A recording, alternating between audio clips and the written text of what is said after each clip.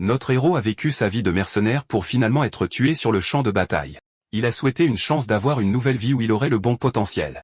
Son vœu a été exaucé, et il s'est réveillé dans le corps d'un fils indigne de l'une des familles les plus puissantes de l'Empire. Notre héros a décidé de saisir cette opportunité pour atteindre le sommet, et en utilisant les connaissances de sa vie passée, il a résolu de transformer ce corps inutile en le plus grand de l'Empire.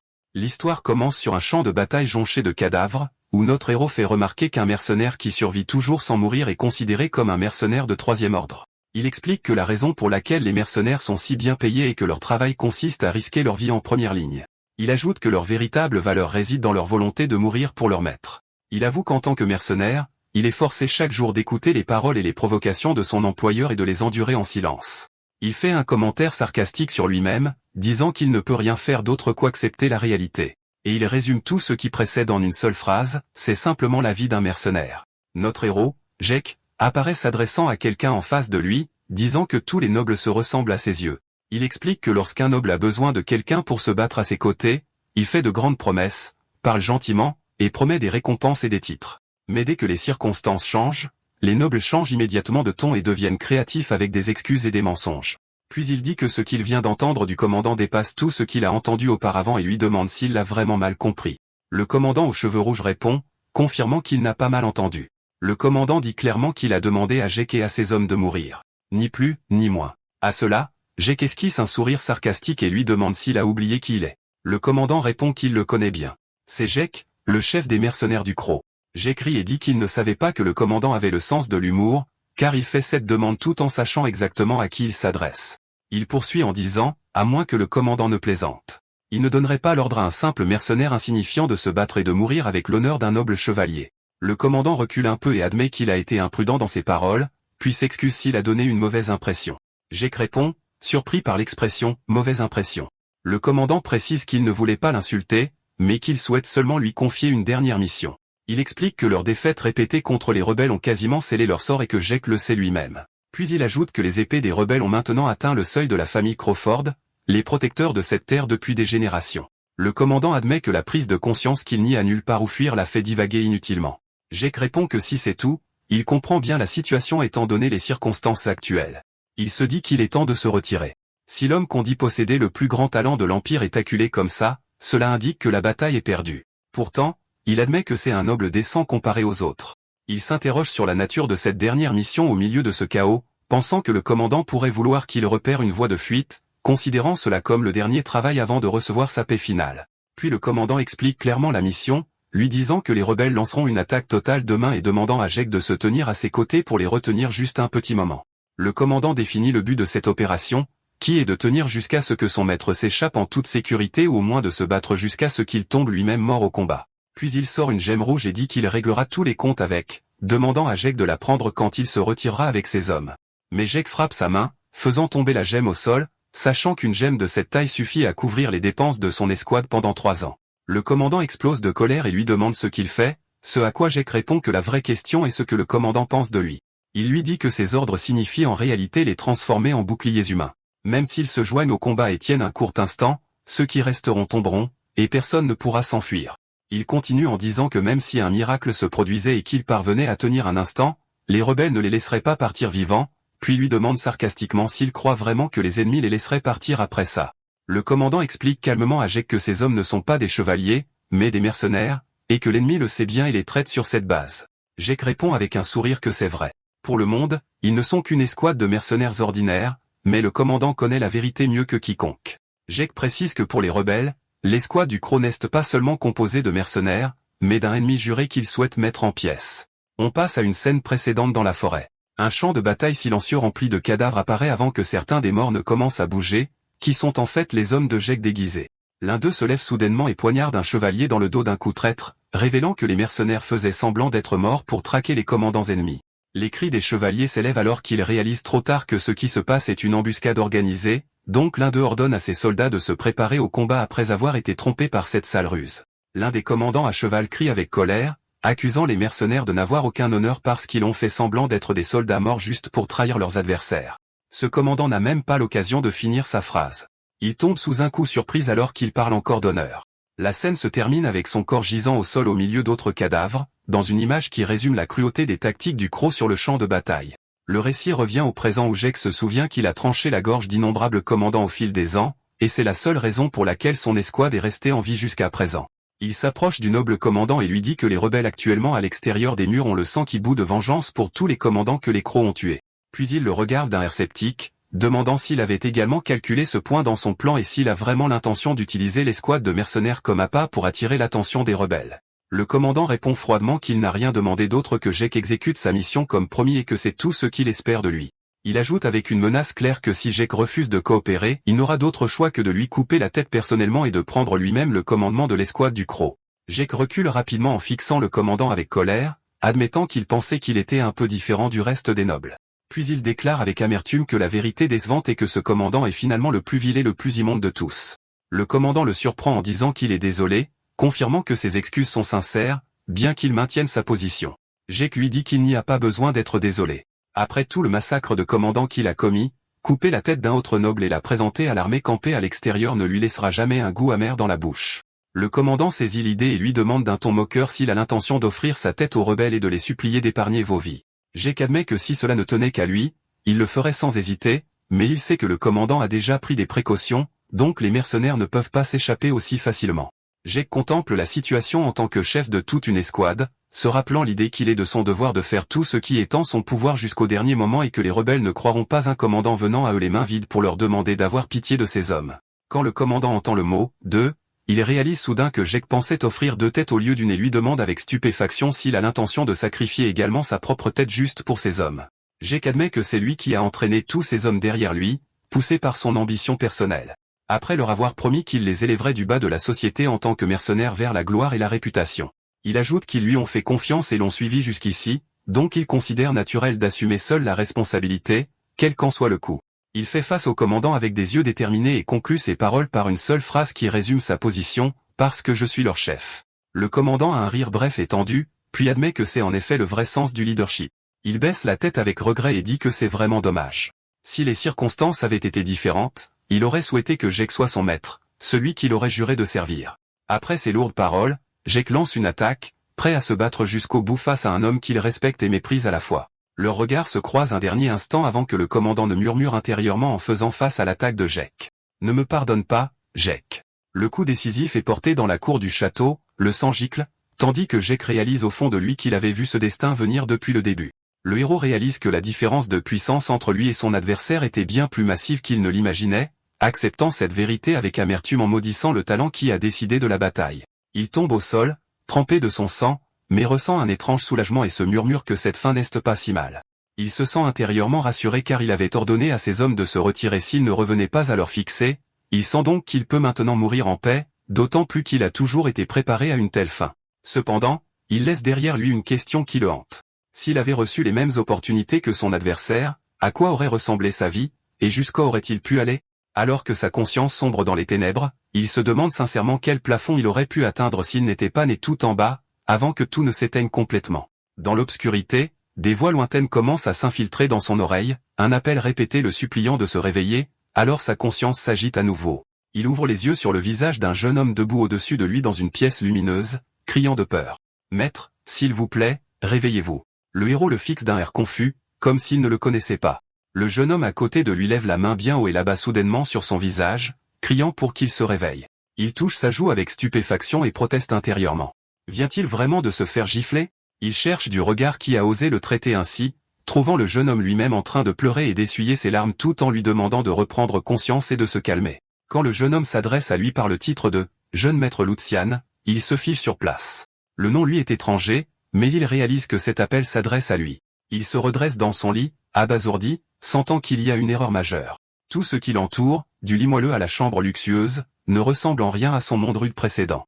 Il regarde sa main et découvre que le corps qu'il meut maintenant n'est pas son corps endurci et couvert de cicatrices, mais le corps souple d'un jeune homme qui n'a connu ni la rudesse de l'entraînement ni la guerre. Il se tourne vers le jeune homme aux cheveux orange agrippé au lit en pleurant et se demande avec agacement, qui est ce garçon de toute façon, et pourquoi parle-t-il comme s'il était un serviteur à son service? Le jeune homme reprend son souffle et dit avec terreur qu'il pensait que le jeune maître avait complètement perdu la tête dans cet incident et que l'affaire aurait apporté le désastre sur toute la famille. Il s'agenouille devant le lit en répétant que ce qui s'est passé aurait conduit à leur exécution à tous. Le jeune homme continue de parler de famille, de foyer et de réputation tandis que le héros écoute dans un silence sinistre, pensant que tout ce que dit ce serviteur n'a rien à voir avec la vie qu'il connaît. Plus important encore, il se souvient clairement du moment de sa mort. Il se souvient de l'épée qui a tranché son corps et comment il a fait une chute à laquelle aucun humain n'aurait pu survivre. Il se touche le cou avec stupéfaction, se demandant si, étant effectivement mort de cette manière, comment sa tête peut-elle être encore attachée à son corps maintenant, sans une égratignure? Le silence règne dans la pièce pendant quelques instants avant qu'il ne commence à organiser ses pensées. Il regarde attentivement autour de lui et en déduit que tout ce qu'il voit ne mène qu'à un seul résultat. Il se lève du lit avec précaution et décide qu'il n'est plus dans son corps d'origine, mais qu'il est entré dans le corps de quelqu'un d'autre entièrement, un jeune maître d'une famille noble. Il s'avance vers le miroir et regarde son reflet, découvrant le visage d'un beau jeune homme aux traits fins. Il commente avec un léger sarcasme qu'il a hérité d'un visage qui est à la fois un tueur et un charmeur. Il examine la pièce spacieuse, les meubles luxueux et les lourds rideaux, devenant de plus en plus certain qu'il se trouve dans un manoir appartenant à une famille riche et que le corps qu'il habite maintenant appartient sans aucun doute à la noblesse du continent. De la façon dont les serviteurs s'adressent à lui et du luxe de l'endroit, il déduit qu'il est l'héritier d'une famille débordant d'argent et essaie de se souvenir du nom que le jeune homme l'a appelé plus tôt. Il se tourne vers le serviteur, l'appelle Hans, et lui dit qu'il a une question. Le serviteur devient agité et place sa main sur sa poitrine, répondant respectueusement qu'il est prêt à écouter ce que le maître désire. Le héros lui demande directement « En quelle année sommes-nous » Hans bégaye légèrement puis répond que c'est l'année impériale Auguste, et le héros se fiche sous l'impact du nombre. Il calcule rapidement dans sa tête et réalise que cette date précède le jour de sa mort de 15 années complètes, comprenant qu'il est retourné dans le passé dans le corps d'une autre personne. Il marmonne qu'il ne sait pas exactement comment cela s'est produit, mais que s'il continue d'être choqué, son étonnement ne finira jamais. Alors il respire profondément et décide d'accepter la nouvelle réalité. Il se décide et regarde fixement avec des yeux perçants, se disant qu'il doit d'abord se concentrer sur ce qui doit être fait maintenant. Puis il s'adresse à son serviteur avec fermeté et décide de prendre l'affaire en main. Le héros explose de colère au visage de Hans, traitant son comportement précédent comme une insulte directe à son maître, faisant trembler le serviteur de peur comme s'il avait commis un péché mortel. Le héros rappelle à son serviteur le statut entre maître et serviteur et le réprimande pour avoir osé toucher le corps de son maître pendant qu'il était inconscient, puis exige qu'il réponde clairement à ce qu'il veut savoir. Il l'interroge soudainement sur son identité, surprenant Hans, et la confusion apparaît sur son visage alors qu'il traite la question. Il est forcé de répondre à la fin, lui disant qu'il est le noble Lucian Waldeck et qu'il est le troisième fils de la grande maison Waldeck, l'une des plus anciennes familles de l'Empire. Le héros se fige en entendant le nom, essayant de vérifier qu'il a bien entendu, car l'information qu'il vient de recevoir ébranle toute sa compréhension de sa nouvelle situation. Il se souvient du blason familial flottant sur les bannières et se remémore l'image du massif manoir Waldeck dans son esprit, reliant le nom qu'il a entendu à ce qu'il sait déjà sur cette famille. Il se remémore ce qu'il sait de la famille Waldeck. C'est un pilier de l'Empire, une famille avec une longue histoire, plaçant toujours ses hommes dans les rangs les plus proches du trône et de l'empereur. Il se confirme à lui-même que cette famille possède une influence proche de celle de la famille impériale elle-même et réalise qu'il est tombé dans l'une des plus grandes maisons du continent. Il commente intérieurement qu'il connaît bien les conditions de cette famille, car le manoir Waldeck n'était pas un endroit étranger pour lui dans le passé, mais une étape importante de sa vie antérieure. Il se souvient de la période où il a travaillé comme garde dans ce manoir pendant plusieurs années et se revoit en uniforme de garde, debout dans les couloirs, simple subalterne au milieu de cette opulence. Il compare le passé et le présent. Depuis le moment de sa mort, il pensait qu'il retournerait à son ancien travail de mercenaire ou de garde, mais il se réveille pour se retrouver soudainement le troisième fils de la famille Waldeck. Il voit ce qui se passe comme une absurdité totale. Le monde qu'il a humilié à cause de son statut inférieur le place maintenant soudainement dans le corps d'un noble, provoquant en lui une vieille sensation d'amertume qui bouillonne. Toutes les insultes qu'il a dû endurer dans sa vie précédente simplement parce qu'il était d'une classe inférieure remontent à sa mémoire, se souvenant comment il a été piétiné dans presque toutes les situations. Il se souvient de l'image de son corps taché de boue et de sang marchant parmi les tombes la nuit, uniquement parce que son statut social était au plus bas par rapport aux nobles. Il se demande avec un sarcasme amer pourquoi le destin lui a accordé une chance comme celle-ci seulement maintenant, après avoir passé sa vie précédente sous le poids du mépris et du dédain. Il se souvient de la question qui le hantait avant sa mort. S'il avait eu les mêmes opportunités que les nobles, jusqu'où aurait-il pu monter, et quelle ampleur de pouvoir aurait-il atteint? Il se jure intérieurement d'exploiter cette opportunité au maximum et de grimper au plus haut statut que cette identité noble peut lui apporter. Et par un matin ensoleillé, il ouvre les fenêtres à la lumière du soleil et respire profondément tout en décidant clairement qu'il ne se contentera pas de vivre dans ce manoir, mais qu'il apprendra à vivre comme un vrai noble. Le récit se déplace à l'intérieur du luxueux manoir, sous les lustres étincelants. Le héros erre dans les couloirs, comparant cet endroit à tous les lieux qu'il a visités en tant que mercenaire, savant que Waldeck les surpasse tous en luxe.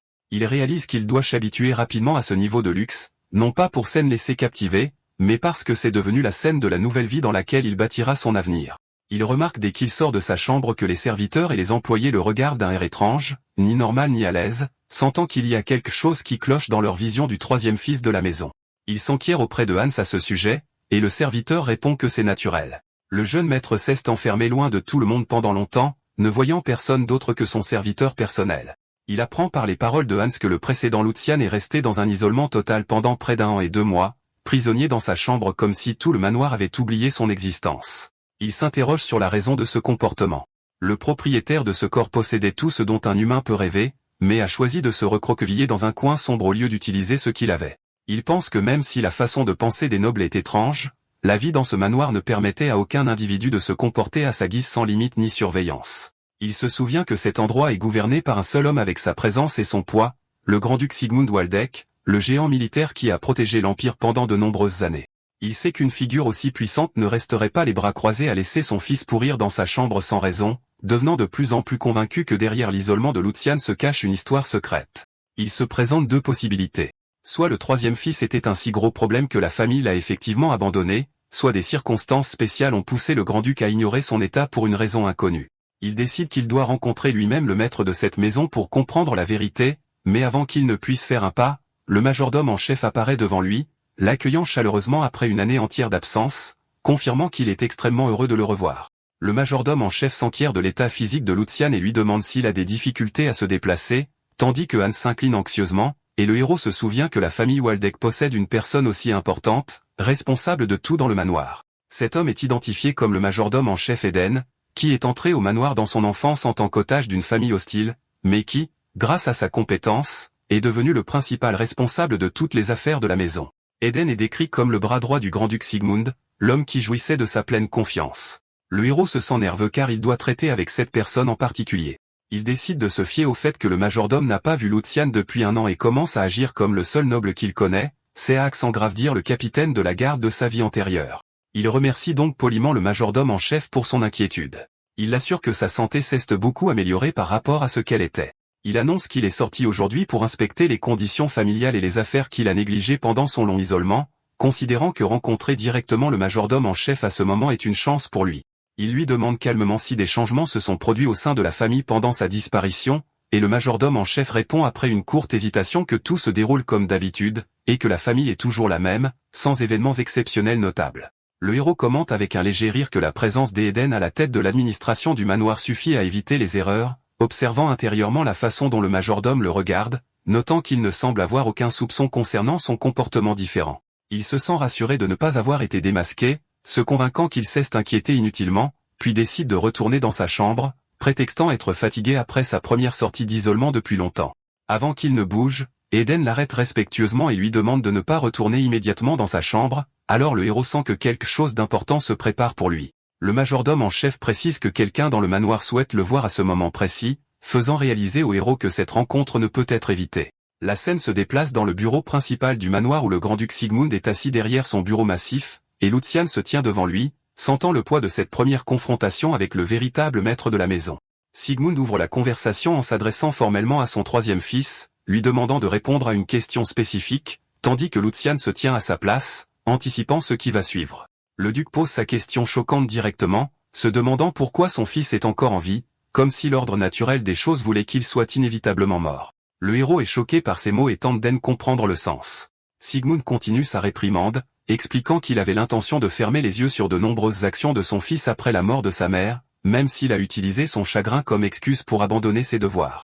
Il l'accuse d'avoir franchi la ligne en s'enfermant à clé pendant plus d'1 an, transformant son isolement en une sorte de protestation silencieuse contre toute la famille. Puis il révèle que le problème le plus dangereux est que le précédent Lucian ne s'est pas contenté de s'isoler, mais a méprisé sa propre vie et a tenté de se faire du mal, ce qui est impardonnable aux yeux du duc. Le héros se fige en entendant parler de la tentative d'automutilation, ne comprenant pas au début ce que son père veut dire spécifiquement avant de commencer à relier les événements qu'il a vécus depuis son réveil. Il se souvient des larmes et des tremblements de Hans dans la chambre ce matin-là, réalisant que la peur du serviteur ne venait pas d'une simple chute ordinaire, mais de la possibilité que son maître perde à nouveau la vie de la même manière. Lucian essaie de calmer la situation et de suggérer un malentendu, mais réalise que Sigmund n'acceptera pas d'excuses superficielles, surtout après toute cette accumulation de comportements antérieurs. Le duc exige finalement qu'il révèle clairement ce qui se passe dans sa tête et ne cache plus rien, comme s'il lui accordait une dernière chance d'expliquer tout ce qui s'est passé.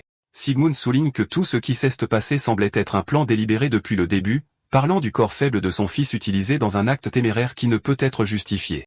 Le duc révèle que ce qui l'a mis en colère, c'est la tentative d'avaler des somnifères dans le but de provoquer un remue-ménage à l'intérieur du manoir, et qu'il veut entendre de son fils lui-même la raison qui l'a poussé à cela. À ce moment-là, le héros comprend toute la vérité, comprenant que la raison pour laquelle il s'est réveillé dans ce corps sans souvenirs antérieurs et que le Lucian original est en fait mort après l'incide des pilules et que ce qu'il vit maintenant est une continuation dans un temps qui aurait dû se terminer. La mémoire le ramène à son passé de garde dans ce manoir 15 ans plus tôt, lorsqu'il n'entendait parler du troisième fils du duc que de loin et qu'il n'existait plus pour des raisons non clairement annoncées. Il se souvient comment Lucian était désigné à cette époque comme le troisième fils de la famille Waldeck et comment il a appris plus tard que la vie de ce fils s'était terminée prématurément de manière mystérieuse. Il se remémore les années où il a travaillé dans le manoir, où il a rencontré les autres fils du duc et leur mère plus d'une fois, alors qu'il n'a jamais vu Lucian ou sa mère face à face, rendant leur existence plus proche d'une ombre cachée aux yeux de tous. L'image devient claire pour lui maintenant. La mère est morte de maladie très tôt, puis le fils l'a suivi peu de temps après à la suite d'un incident mystérieux, faisant de l'existence de Lucian dans ce corps une sorte de piratage d'une histoire qui aurait dû se terminer il y a longtemps. Il se souvient que dans le passé, il pensait que l'isolement de la mère et du fils était simplement dû à leur mauvaise santé, mais maintenant il réalise qu'il y avait une raison réelle très différente.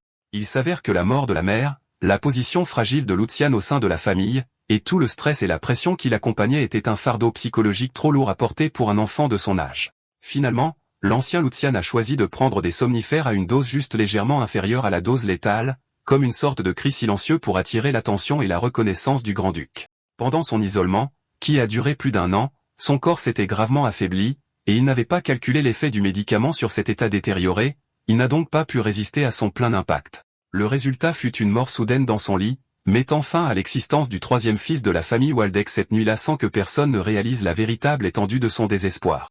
La scène revient au présent où notre héros se trouve dans une situation difficile. La réprimande que le duc a adressée à son fils après une année entière d'absence semblait extrêmement dure, même pour un père qui n'avait pas vu son fils pendant tout ce temps. Il pense que ce que le duc a dit a atteint un point où ce ton acerbe est devenu normal au sein de la maison, puis se demande comment les choses en sont arrivées là, même pour un grand-duc. Cependant, il admet que le cœur de Sigmund doit bouillir à l'intérieur. Peu importe à quel point son statut de duc est élevé, il reste un père debout devant un enfant qu'il a failli perdre à jamais. D'un autre côté, le héros réalise que ce n'est pas le bon moment pour compatir aux sentiments de son père. Lui-même est au bord du précipice et n'a pas le luxe de ménager qui que ce soit. Il se souvient du dernier mot sorti de la bouche du duc et comprend que ce qu'il a reçu n'était pas une simple réprimande, mais un ultimatum final menaçant tout son avenir. Il imagine son avenir se fissurer sous ses pieds, comme si son chemin doré vers une nouvelle vie avait déjà commencé à s'effriter, et tout dépend maintenant de la réponse qu'il donnera à cet instant. Il pense que s'il prononce un seul mot qui déplaît au grand-duc, il pourrait écoper d'une punition inéluctable qui anéantirait tous ses rêves d'un nouveau départ. La première possibilité lui traverse l'esprit, être exilé dans un monastère lointain en tant que prêtre reclus, forcé de couper les liens avec le monde extérieur et de vivre dans l'isolement jusqu'à la fin de ses jours. Puis il imagine une possibilité plus cruelle, être envoyé dans une région reculée infestée de monstres pour y lutter pour sa survie dans des conditions misérables, en punition pour son luxe et sa paresse passée, vivant le reste de sa vie dans un malheur constant. Il rejette intérieurement ces scénarios, se rappelant qu'il a arraché cette nouvelle vie des griffes de la mort après avoir eu le coup tranché, et qu'il n'a donc aucune intention d'être indulgent pour préserver son avenir.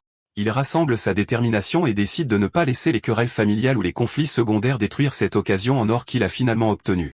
Après qu'on lui a demandé de clarifier ce qu'il a sur le cœur, il choisit d'affronter la situation directement, admettant son erreur d'avoir sali le nom de la famille Waldeck par ses actions imprudentes et reconnaissant avoir causé une grande anxiété à son père. Il présente des excuses formelles complètes pour tout ce qu'il a fait par le passé et exprime clairement son regret, dans une posture complètement différente de l'image fuyante que la famille connaissait de lui auparavant. Il déclare que la responsabilité lui incombe à lui seul, sans aucune excuse, et montre sa volonté de supporter toute punition qui lui sera imposée, dans une tentative sérieuse de clore le chapitre du passé. Le duc répond que de simples excuses ne changent rien à ce qui s'est passé et s'apprête à poursuivre son discours décisif, donnant au héros le sentiment que le jugement final approche. Mais au lieu de battre en retraite, le héros tient bon, estimant que le passé ne peut être réparé et que continuer à s'y attarder n'apportera que plus de malheur aux deux parties. Par conséquent, il déclare qu'il ne veut pas rester cette personne faible au seuil de la mort, mais qu'il préfère se tourner vers ce qui peut être construit à partir de maintenant. Il confirme sa détermination à vivre sérieusement pour l'avenir et à travailler dur pour être digne du nom qu'il porte et de la position dans laquelle il s'est soudainement retrouvé. Et après avoir clarifié sa décision, il demande indirectement à son père de le traiter cette fois comme un fils qui a besoin d'un simple encouragement, et non comme un duc jugeant un serviteur, lui demandant juste un mot d'encouragement pour le soutenir sur son nouveau chemin. Puis il poursuit en disant qu'un fils qui avoue sincèrement son erreur à ses parents devrait naturellement trouver un cœur accueillant et des bras ouverts, car c'est là le véritable devoir entre un parent et son enfant. Il se demande si le lien père-fils, ordonné par les cieux, ne devrait pas se traduire par le pardon et une autre chance lorsqu'il voit un regret sincère devant lui. En arrière-plan, Eden observe la scène avec stupéfaction. Il avait déjà senti un changement dans l'atmosphère de la pièce, mais le net changement dans la façon de parler de Lucian le rend incapable de croire ce qu'il entend. Il compare ce jeune homme confiant qui fait face au duc maintenant au troisième fils qui se recroquevillait de peur par le passé, se demandant si cette personne est vraiment Lucian lui-même. Le silence règne pendant quelques instants, et on n'entend que des battements de cœur nerveux tandis que les regards du père et du fils se croisent dans un dialogue muet qui coupe le souffle à tous. Le duc serre le poing, bouillonnant intérieurement, se demandant comment il ose élever la voix devant lui et lui rappeler les devoirs de la paternité. Le grand-duc réalise silencieusement que ce qui s'est passé avec Lucian a ébranlé ses convictions. Après une longue vie durant laquelle il pensait avoir tout vu, il découvre que son fils est encore capable de le surprendre. En retour, Lucian se sent soulagé, réalisant que ses paroles précédentes ont fait mouche et ont touché son père. Alors il se détend, le cœur battant, convaincu que son plan a réussi. Il réfléchit à la méthode de confrontation qu'il a choisie, concluant qu'un affrontement direct avec le duc est bien plus bénéfique que de ramper et d'hésiter, et que l'audace est le langage que cet homme comprend. Il le décrit comme un homme qui apprécie plus l'esprit d'un chien sauvage attaquant avec assurance qu'une souris marchant sur des œufs, craignant chaque pas. Sigmund lui avoue qu'après être revenu du seuil de la mort, il est devenu plus audacieux qu'auparavant. Une fois l'atmosphère apaisée, le duc aborde sérieusement le sujet de l'avenir et demande à son fils ce qu'il compte faire désormais, puisque c'est lui qui a parlé de travail et de diligence en premier. Lucian définit sa priorité principale, décidant de commencer par fortifier son corps faible et fragile et de faire de ce renforcement physique le point de départ de sa nouvelle vie. En planifiant cela, des scènes de sa vie antérieure en tant que guerrier défilent devant ses yeux, et les souvenirs des champs de bataille, de l'entraînement exténuant qui a aiguisé son corps par le passé, et de la défaite écrasante qu'il a subie face au capitaine de la garde lui reviennent. À partir de là, il choisit clairement sa voie. Il veut réapprendre à manier l'épée dans cette vie, mais cette fois en tant que fils de la maison Waldeck, et non plus comme un simple mercenaire. Le duc est surpris par le désir de ce corps frêle de manier une épée, mais Lucian insiste sur le fait de se débarrasser d'abord de la faiblesse de son corps, pour ensuite rattraper les autres chevaliers plus tard.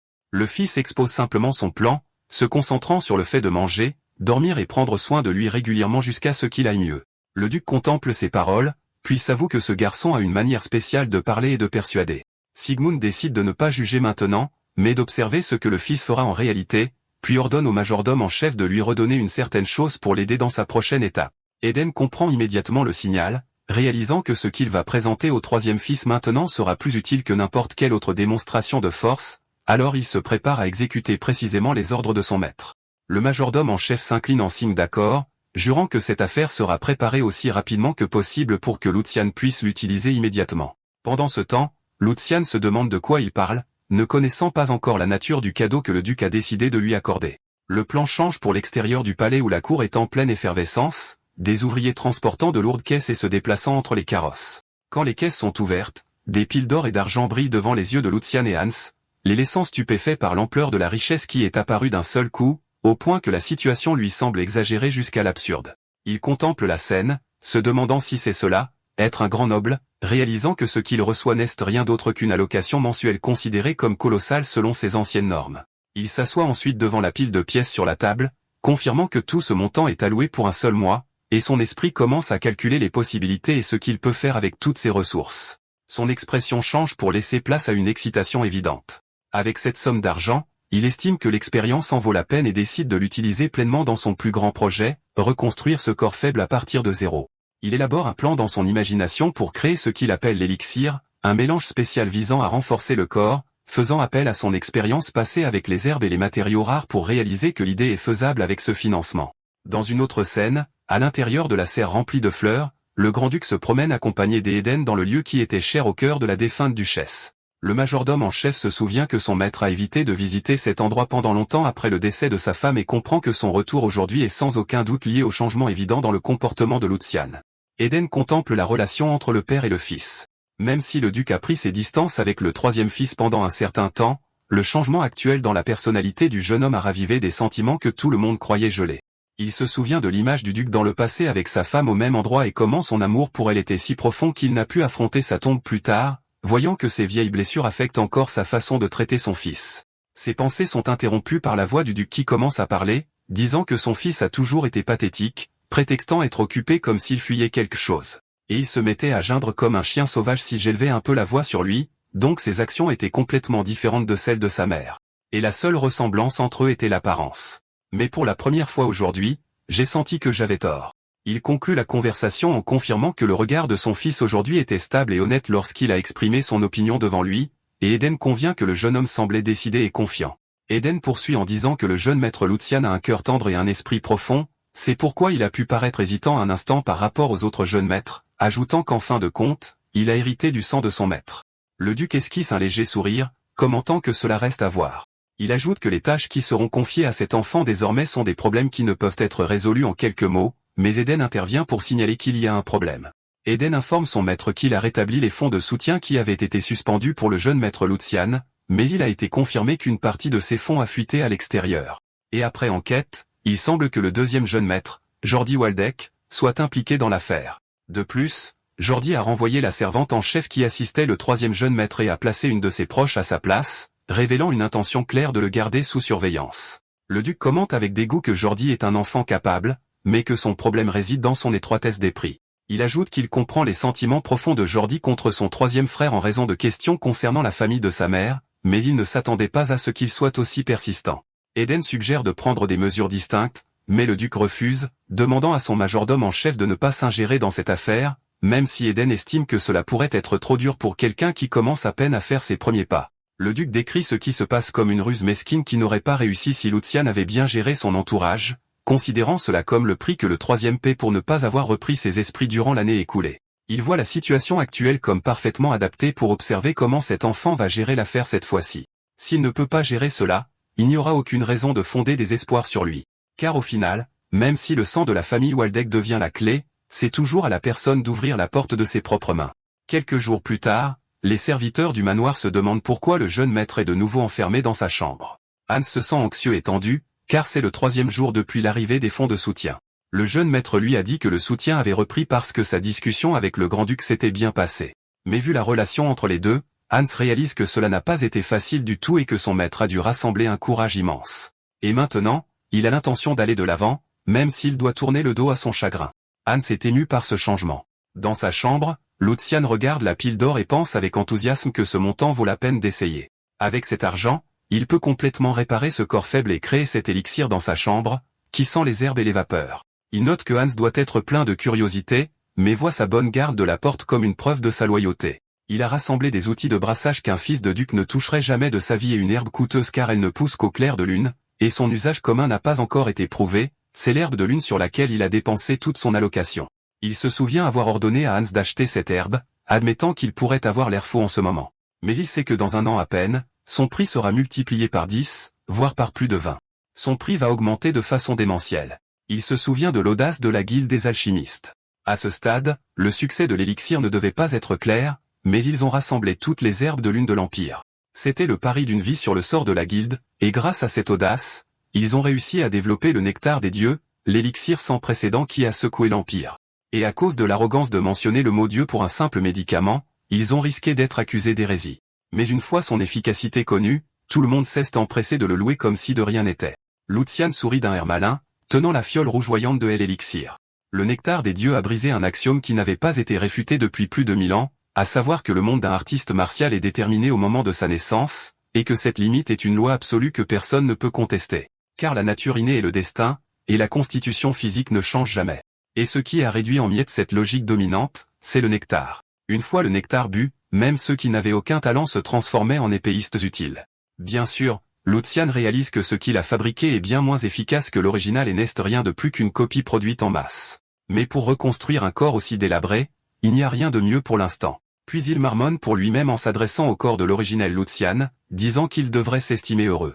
Il se souvient que plus tard, lorsqu'une ère chaotique a commencé dans l'Empire, la première chose qui a brûlé fut la guilde des alchimistes, simplement parce que la recette du nectar qui a ébranlé l'équilibre des pouvoirs était trop dangereuse en soi. Grâce à cela, la recette a disparu du monde.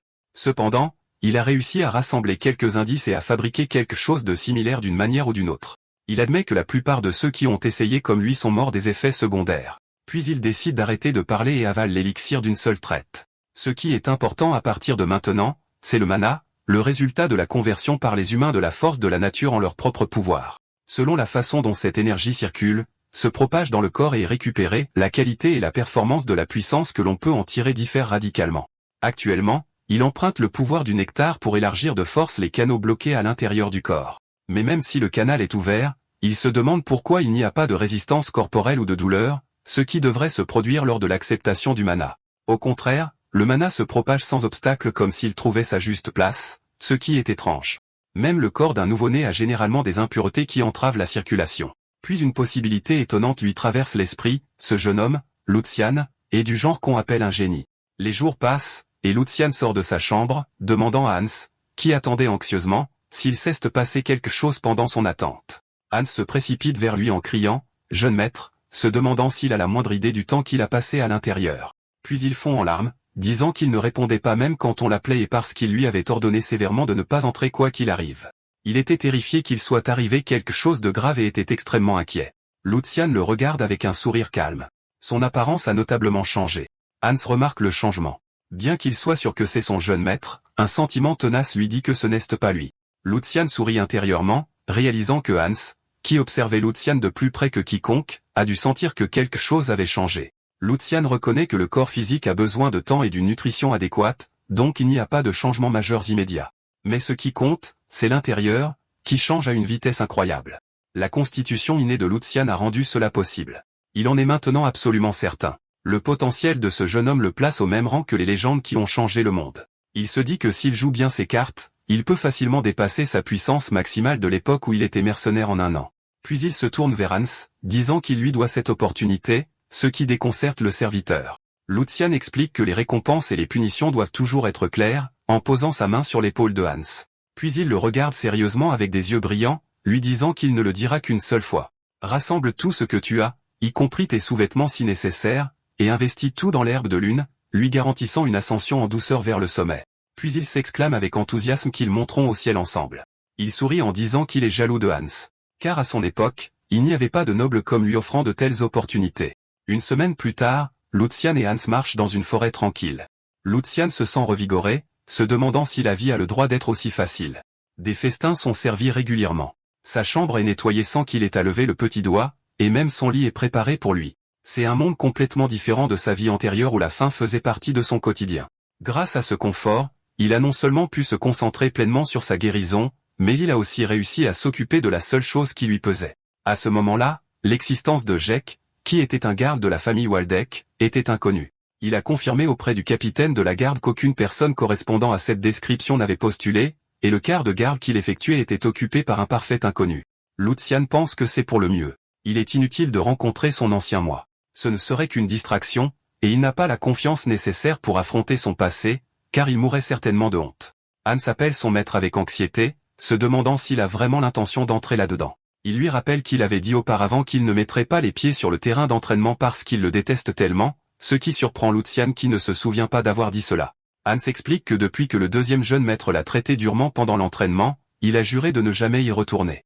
D'après la réaction de Hans, Lucian se fait une idée approximative de la situation.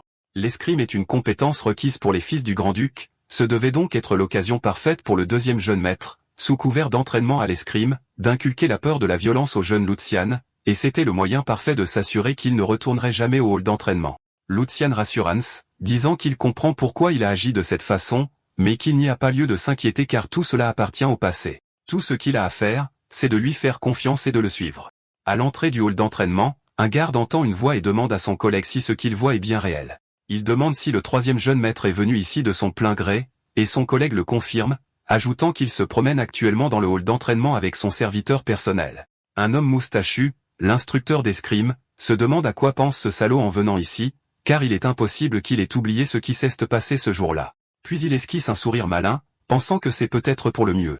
Il ordonne à un garde d'informer son Altesse immédiatement, jurant qu'il s'assurera de cuisiner Lucian à point d'ici son arrivée. Lucian inspecte le hall d'entraînement avec admiration, réalisant qu'il dépasse ses attentes élevées.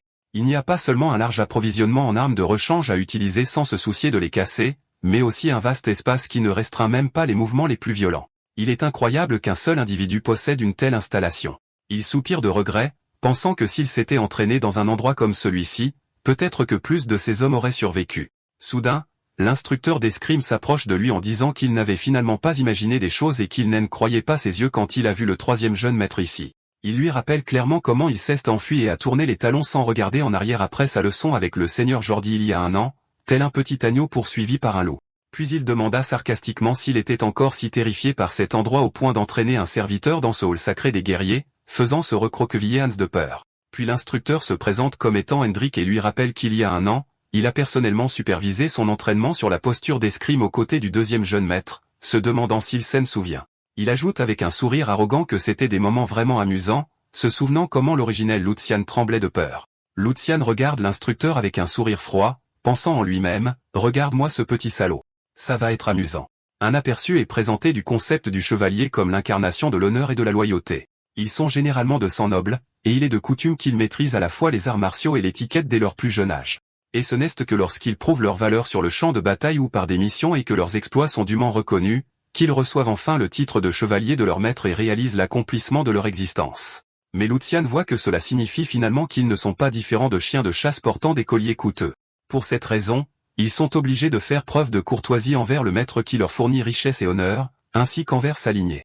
Cependant, Hendrik regarde Lucian avec une attitude arrogante. Lucian attribue cela en partie au faible statut de Lucian au sein de la famille, mais il réalise que le facteur principal ici est sa dépendance à son protecteur pour agir ainsi. Et il se dit que si cela ne tenait qu'à lui, il commencerait par remodeler l'esprit de cet instructeur en utilisant des méthodes d'entraînement intensives. Mais il sait que le grand-duc ne restera pas les bras croisés face à une telle chose. Malgré tout, un chevalier est une force militaire essentielle et un atout vital pour la famille, et une punition sans procédure formelle créerait des frictions inutiles.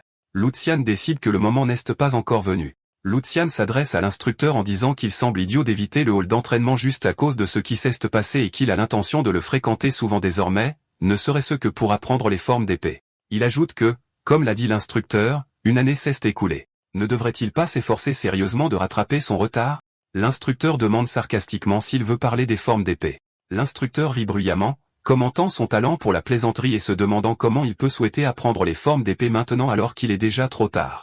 Et quand Lucian demande pourquoi il est trop tard, l'instructeur lui précise que s'il dépasse l'âge de 15 ans, l'affaire peut être considérée comme close. Il explique que les formes d'épée sont des techniques secrètes et un héritage laissé par leurs ancêtres et que le simple fait d'imiter les mouvements confère l'illumination. Et le corps physique évolue, car c'est l'essence de la sagesse antique. Cependant, cela n'a de sens que si le canal de mana est ouvert. Et comme ce canal se ferme à partir de 16 ans, l'entraînement ne serait pour lui rien de plus qu'un simple effort physique. Il conclut son discours en disant que les formes d'épée sans illumination ne sont qu'une coquille vide et ne sont rien de plus qu'une danse. Hendrik ajoute sarcastiquement que la danse est peut-être ce qui convient au jeune maître, suggérant qu'il y voit une occasion de devenir le danseur numéro 1 de l'Empire. Puis il continue devant quelques autres chevaliers, disant que de cette façon, il gagnerait du temps et trouverait son vrai talent, ou qu'il pourrait peut-être passer son temps à jardiner. Après tout, chacun a un rôle qui lui convient le mieux. Hendrik sourit triomphalement, commentant que Lucian reste sans voix. Intérieurement, Lucian voit que l'affirmation selon laquelle le canal de mana se ferme à 16 ans est un pur mensonge et une absurdité qui peut être démentie avec un peu de recherche, mais cela n'a pas d'importance. Il pourra prétendre l'ignorer plus tard pour régler l'affaire. Le but de ce mensonge est déjà atteint, montrer un imbécile écrasé par son ignorance, incapable de formuler la moindre réfutation, un ver moqué par un subordonné mais trop terrifié pour bouger, affichant ainsi sa nature pathétique exactement comme il y a un an. Cependant, Lucian surprend tout le monde en disant calmement qu'il semble que M. Hendrik se trompe légèrement. Il ajoute que le canal de mana se ferme vers l'âge de 25 ans, et non 16, et qu'il n'y a donc aucun problème à apprendre même maintenant. Hendrik se moque de lui demandant s'il est sûr de ses paroles. Lucian confirme que ce qu'il dit est une évidence, puis demande si son frère Jordi partage également cet avis. Hendrik sait que mentionner le nom de Jordi met fin à la discussion car il ne pourrait pas réfuter ses paroles. Il lui dit donc avec une confiance totale qu'il a bien dit cela. À ce moment-là, Lucian pose sa main sur la tête de Hans, annonçant avec une fausse tristesse qu'il semble que la famille Waldeck soit condamnée, et il demande à Hans s'il est d'accord avec lui pendant que le serviteur terrifié se demande pourquoi il est entraîné dans cette situation. Lucian se lance dans une performance dramatique, criant qu'il est inconcevable que son frère soit confus sur un fait que même un chien des rues connaît, se demandant si cela a du sens pour son âge. Il se lamente sur le nombre de talents qui se sont vus refuser des opportunités à cause de cette fausse connaissance, prétendant que les larmes brouillent sa vision. Hans et Hendrik courent vers lui pendant qu'il fait semblant de s'effondrer, se demandant comment son frère peut avoir un esprit aussi vide. Il leur crie de ne pas l'arrêter, car si ce que dit le chevalier est vrai, c'est une honte pour la famille et une crise évidente. Puis il lance un regard perçant à Hendrik, demandant d'un ton menaçant s'il essaie de le tromper, lui, le fils de son maître. Hendrik balbutie, niant avoir essayé de le tromper. Lucian fait donc marche arrière, lui demandant d'oublier ce qu'il a dit, prétendant avoir mal parlé car il ne pouvait pas croire la situation. Puis il sourit froidement, se demandant s'il est possible pour un chevalier de la famille Waldeck de faire quelque chose d'aussi mesquin. Hendrik accepte à contre-cœur, alors Lucian confirme qu'il le savait et que c'est une affaire qui ne peut être facilement ignorée. Il lui donne un avertissement voilé, disant qu'il lui apprendra ce qui se passe quand on fait un mauvais usage de sa langue. Lucian poursuit son discours, disant qu'il semble que M. Hendrik ne réalise pas la gravité de cette affaire. S'il avait seulement eu l'intention de l'insulter, il l'aurait ignoré. Mais le fait que Hendrik et tous les autres ne le regardent pas avec bienveillance est le résultat de ses propres erreurs, oubliant son devoir et perdant son temps en vain. Alors comment peut-il les réprimander pour cela? Cependant, malgré cela, si Hendrik, un chevalier, et son frère, un pilier du Grand-Duché, entravent le recrutement de talents avec des connaissances incorrectes, c'est quelque chose qu'il ne peut ignorer. Cela causerait des fissures dans la puissance militaire des chevaliers Waldeck et, à proprement parler, pourrait devenir un grave danger pour la sécurité des habitants du territoire. En tant que porteur du nom Waldeck, il est dans son droit d'être en colère. Intérieurement, Lucian se réjouit d'avoir maîtrisé son jeu d'acteur. Finalement, il demande à Hendrik s'il comprend maintenant la gravité de ce problème et lui conseille de se préparer à ce qui va arriver. Lucian annonce son intention d'informer son père de cette affaire et de demander une répression interne. Hendrik panique, se demandant pourquoi Lucian envenime la situation à ce point, surtout qu'il tremblait à la simple mention du nom de son frère. Il se demande si ce salaud a toujours été comme ça, car il se souvient de lui comme étant faible comme un agneau. Maintenant, c'est comme faire face à un loup géant dans une forêt sombre. À ce moment-là, une personne vêtue d'élégants habits arrive, demandant la raison de toute cette agitation. Hendrik est surpris par l'arrivée du seigneur Jordi, tandis que Lucian sourit en coin, considérant le moment de son apparition parfait. Jordi Waldeck, le deuxième fils, apparaît avec un regard froid, commentant une nouvelle fois la présence de Lucian. Hendrik se précipite vers Jordi pour tenter d'expliquer la situation, mais Jordi l'arrête d'un simple ça suffit. Il lui dit qu'il n'y a pas besoin d'expliquer, car il a vu son comportement honteux de ses propres yeux. Il le réprimande de s'être laissé affecter par les paroles d'un enfant qui n'a même pas la moitié de son âge, exprimant sa profonde déception, et lui ordonne de corriger son expression faciale. Il le menace de ne pas le mettre dans une position plus difficile. Hans a peur et chuchote à Lucian que le seigneur Jordi a l'air vraiment en colère, ce à quoi Lucian répond avec un sourire malicieux que le visage de son frère est un spectacle qui vaut la peine d'être vu. Lucian se souvient que Jordi Waldeck, le deuxième fils, est un vrai noble parmi les nobles, célèbre pour son mauvais caractère même lorsqu'il travaillait comme garde.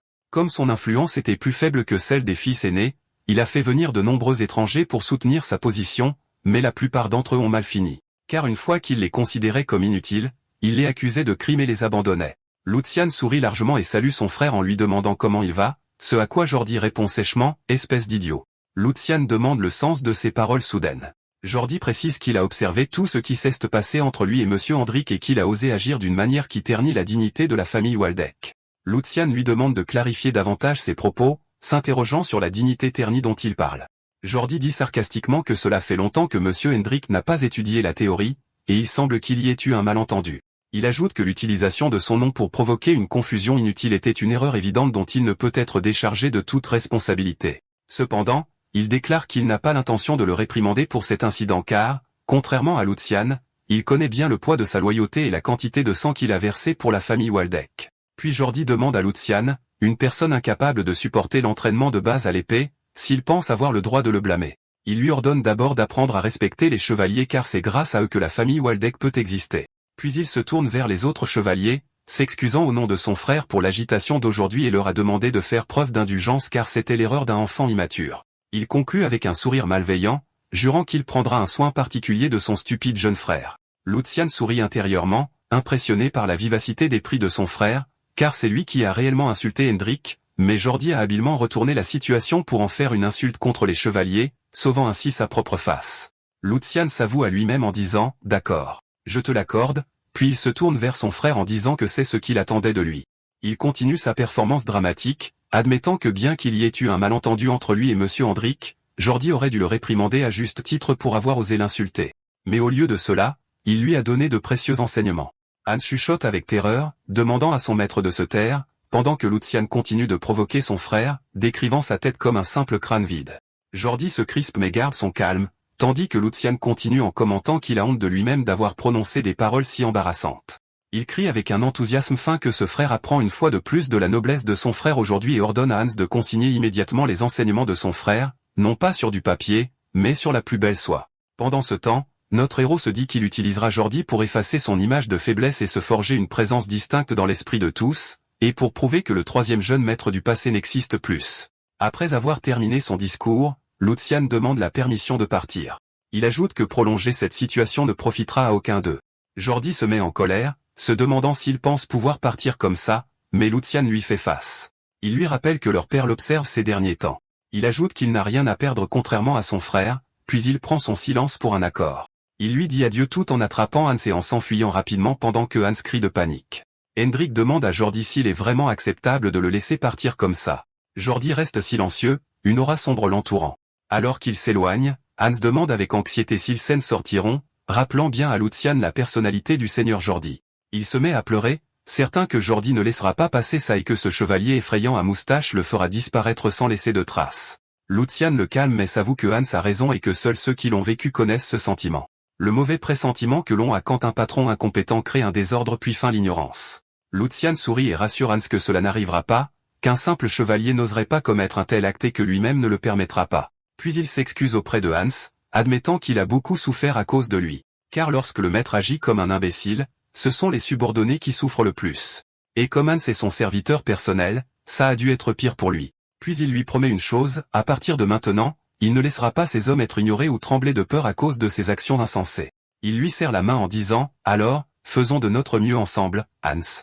D'accord, c'est la fin de l'histoire. Merci d'avoir regardé. À la prochaine.